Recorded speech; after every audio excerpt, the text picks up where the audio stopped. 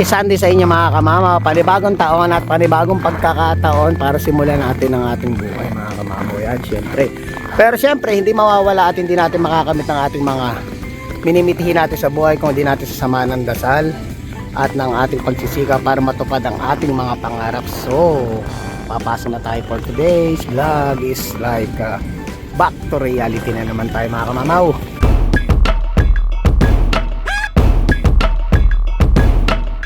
Back to reality tayo sa mga pagtitistis ng snow. Hindi mawawala yan mga kamamo until April pa tayo ganyan. So ayun mga kamamo, nakakatawa lang at napanood natin yung mga ano natin kababayan nating vlogger dito sa Canada na mga nagsipagbakasyon ng mga kamamo, di ba? Ayan, shoutout kay Kainags. Napakasipag mag-upload ni Kainags ngayon. Ngayon ay umuwi siya sa Pilipinas at kasama niya si yung kapatid niya, yung utol niya, si Mr. Accountant. Ay shoutout po sa inyo.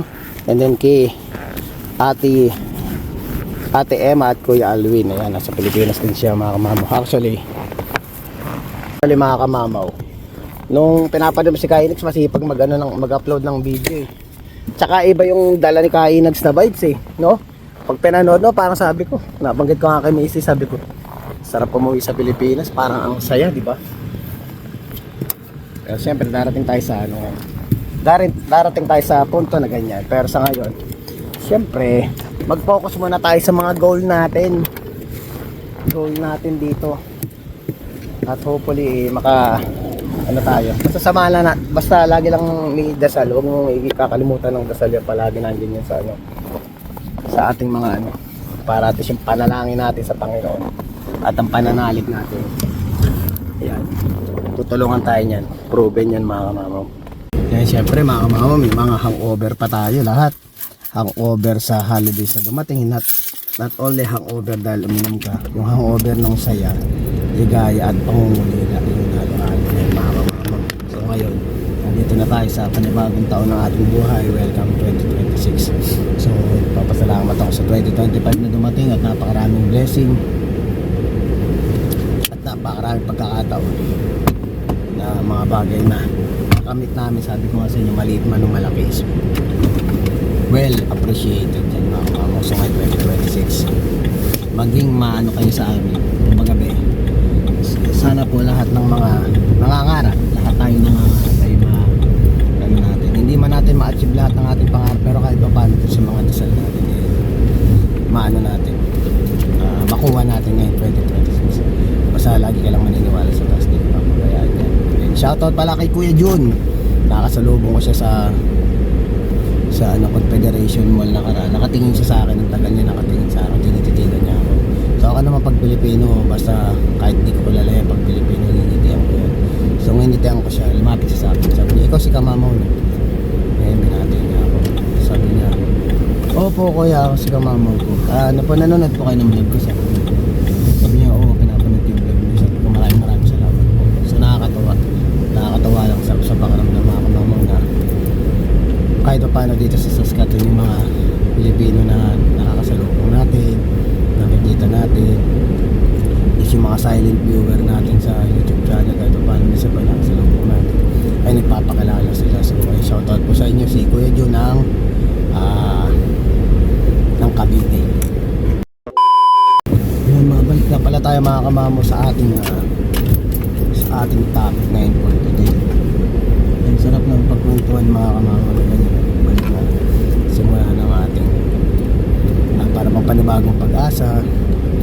Masarap kasi nga na makamama i-set mo sa utak mo yung maging mentality mo, mentalidad mo mga kamamo na kahit na anong pagsubok pa yung dumating sa buhay, huwag kang panghihinaan ng loob, huwag kang laging negative. Meron mga bagay na hindi magandang pumasok mo nangyayari sa iyo, anin mo siya, may labanan mo, huwag kang magpaka-stress, huwag kang magpatalo sa mga ganyang pagsubok, dahil nga sabi nga nila hindi naman ibibigay sa iyo mga kamamaw kung hindi mo kaya.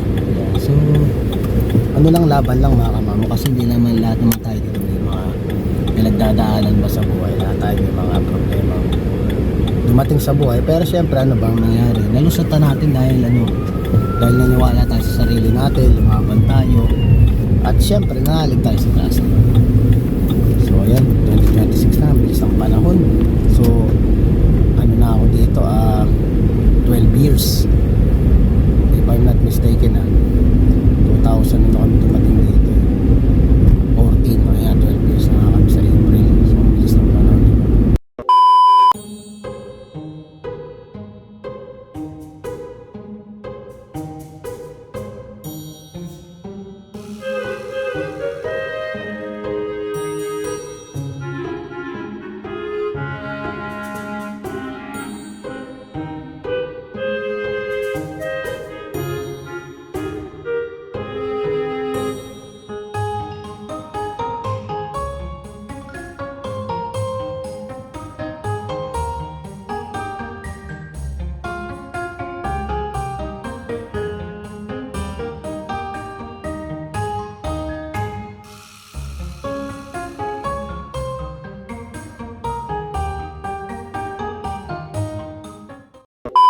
Siyempre, hindi mawawala yung mga ano natin mga kamamo, yung kumbaga ba yung mga pangarap natin ngayong taon, di ba? Siyempre, lahat naman tayo magkakaiba tayo ng iniisip, magkakaiba tayo ng ating panalangin. Yung iba, katulad dito sa Canada, nangangarap silang magkaroon sila ng papel, magkaroon sila ng permanent resident. Then at the same time, yung iba gusto naman ma-citizen. So, siyempre, marami yan. Actually, mga kamamo, yung kumbaga yung masasabi mo dito bilang ako na experience ko dito rin sa Canada is parang ganun din ang pagkakasunod-sunod din ng mga ano natin, yung mga gusto ba nating makamit sa buhay. Katulad yan nung dumating ako dito, ang dinadasal ko lang is matapos ko yung kontrata ko, dahil nung time na yun wala pa akong sa isip ko na kung mapa-permanent resident pa ako, dahil nga ano lang kami, season na lang kami dati. And then sa at the same time nung mga habang tumatagal, talagang pinagkaloob ng Panginoon na bigyan ako ng pagkakataong makapag-apply kami, magkakasama kami, makapag-apply kami ng aming permanent resident. So ayan, bigyan kami ng chance. After 2 years nakapag-apply kami. And then ayun nga, na permanent resident na kami hanggang sa dumating sa point na nagkaroon na kami ng sarili. Kumbaga kanya-kanya na kami ng mga kasama ko dito. Naghiwa-hiwalay na kami. Kumbaga pinili na namin yung landas na gusto naming tahakin dahil magkakaiba kami dito. Kumbaga nung dating magkakasama kami sa isang trabaho, dumating na kami sa point na yung iba lumipat na sa ibang province, yung iba naghanap na ng ibang trabaho. Katulad ko, ako nung mga medyo bago pa ako is apply ako sa ibang restaurant para kahit paano may mga extra income tayo. Tapos nagtrabaho din tayo, naglinis din ako ng co-op. Usually sa mga cleaner yung kadalasan ng mabilis makahanap ng trabaho dati, na kung gusto mong extra income is yung paglilinis, diba? So ay naglinis-linis kami while nagtatrabaho ako sa restaurant, at at the same time nagtatrabaho ako sa co-op warehouse. So tatlo yan nung ano pa ako, nung mag-isa pa lang ako, dahil sabi ko nga sa sarili ko is alam ko darating yung time na pagka dumating na yung pamilya mo, mababawasan na lahat yan kasi syempre kailangan mo pa rin ng oras. Hindi puro trabaho din dapat ang gagawin mo. Dapat may oras ka pa rin sa pamilya mo, dahil aanin mo yung kinikita mo, aanin mo yung perang pinaghihirapan mo kung wala ka namang oras sa pamilya mo, diba? So ayun, ganun ang nangyari. Nabawasan na ng trabaho, nabawasan na ng totally naman, hindi naman totally nabawasan ng trabaho. Ibig sabihin, nagbawas ka na ng mga part-time mo, nag-focus ka na lang dun sa pinaka main na pinaka-trabaho mo talaga, na imbes na mag part-time ka sa labas is mag-overtime ka na lang. So binawasan mo na lahat yung, kasi hindi rin biro makamama yung palipat-lipat ka na nagtatrabaho ka kung saan. Ayan, kasama yun sa mga After nyan, yun nga na medyo nalita ako mag-citizen kasi nga yung nag-citizen ako dati. Eto lang, recently lang ako nag-citizen, so ilang taon na ako, diba? Almost 10 years na ako nung nakuha ko yung citizenship ko. So ayan, kahit papaano, kumbaga bilang sa aking paglalakad ng papel is tapos na ako. Nakuha ko na lahat, nakapag-citizen ako, na permanent ako, resident. Kasi ngayon citizen ako ng Canada, kaya nagpapasalamat ako sa mga blessing na dumarating. Syempre, hindi pa naman natatapos yung mga tinatawag natin para mga pangarap natin, di ba? So syempre hindi naman lahat ng pangarap ay para sa atin o para sa akin lang yung iniisip ko ngayon. Syempre pag pamilyado ka, ang iniisip mo every time na mag-iisip ka ng pangarap is kasama mo yung pamilya mo. So ako iniisip ko rin mga kamamo na sana kung dumating pagkakataon makarating din dito yung dalawang anak ko, di ba? Syempre sabi nga nila, bisa nagtatanong, nagpunta na ba yung dalawang anak mo? Sabi ko, ay sa pagkakataon ngayon ay hindi pa nga, parang di pa sila ready. So iniisip ko na sana, alam ko balang araw maging ready sila, maiisip nila na mas maganda ang kinabukasan dito sa Canada kaysa sa Pilipinas. In reality to, real talk. So yun ang naisip ko, sana dumating ang point na iyon dahil iniisip ko rin kasi kung magtatrabaho din sila sa Pilipinas, magkakaroon sila ng sarili nilang buhay kasi ganun naman talaga ang cycle ng buhay ng tao, di ba? After mong lumaki, makapag-aral ka kasama mo magulang mo, ayun, bubukod ka na kasi magkakaroon ka ng sarili mo disposition sa buhay, ng individual na pangarap mo na gusto mo mangyari sa iyo.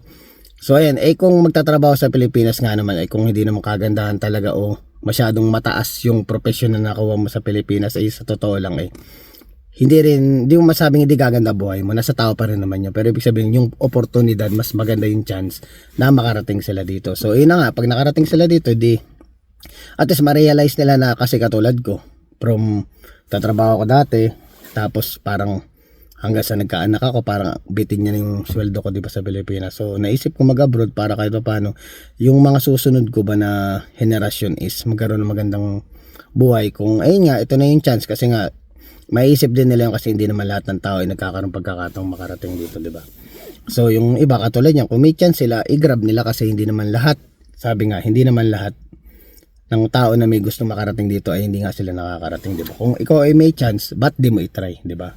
So yun na, nandun na nga tayo sa point na gano'n na papel-papel, mga pangarap sa buhay. Siyempre, di mawawala yun yung pagbili mo ng bahay, di ba?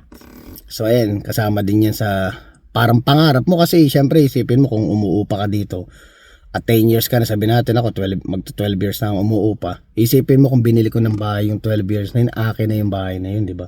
So may mga equity na siguro yun kahit pa paano, kumbaga kung gusto mong ibenta at bibili ka ng panibagong bahay, for example lang, ito ibig sabihin may makukuha ka.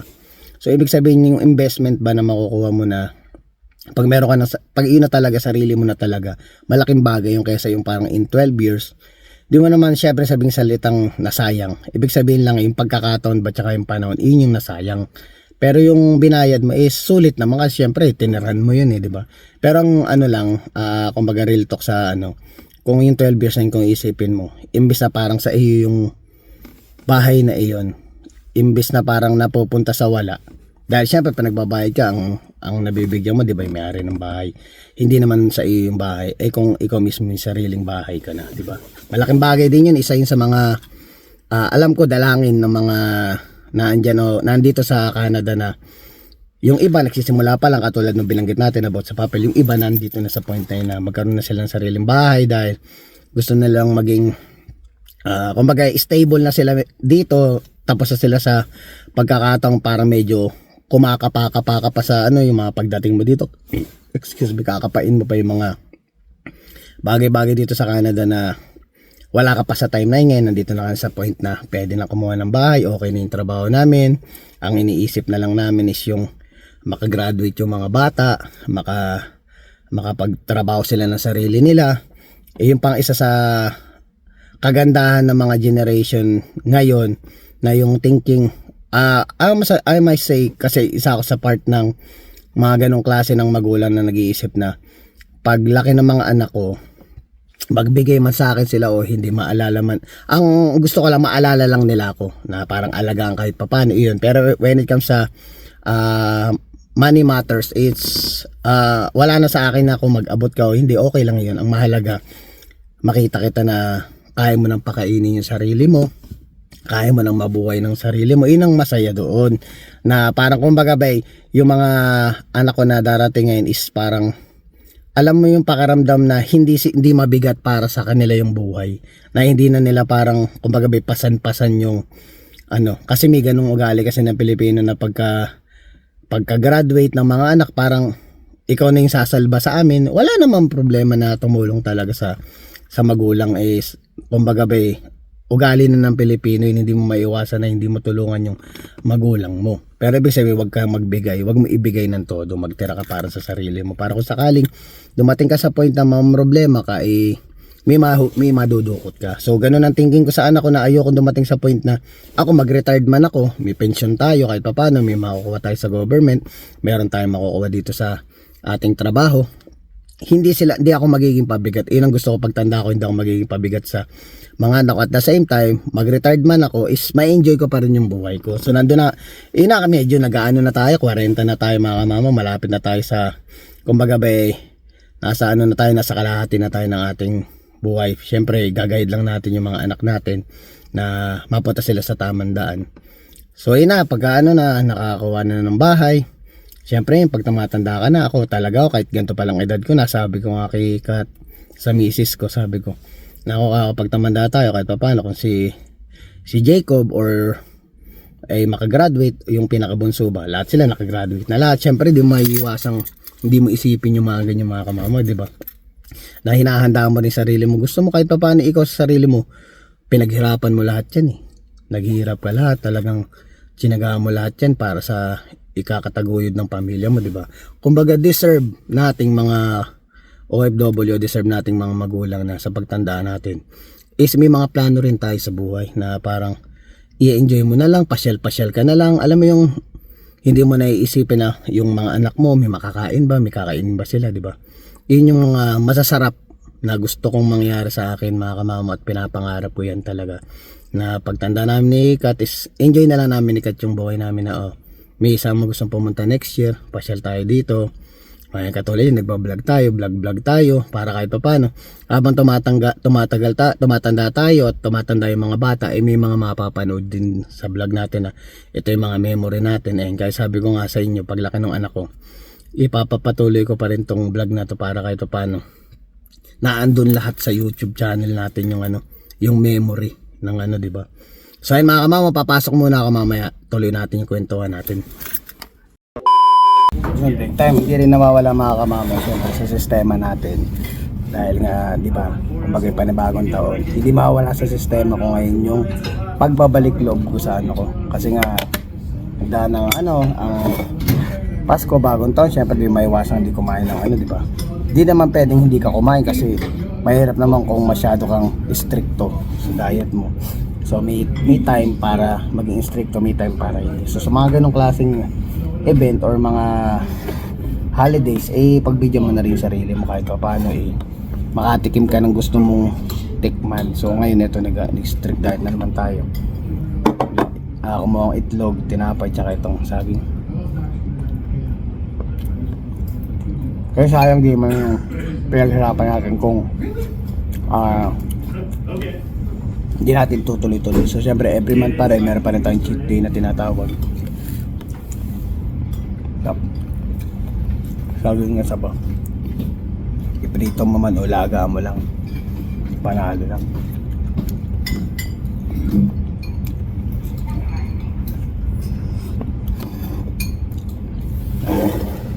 Pala mga kamama, yung mga bagay na dapat din iwasan. So ito yung mga bagay na parang nagkakamali tayo ng desisyon sa buhay natin, lalo pagdating dito sa Canada.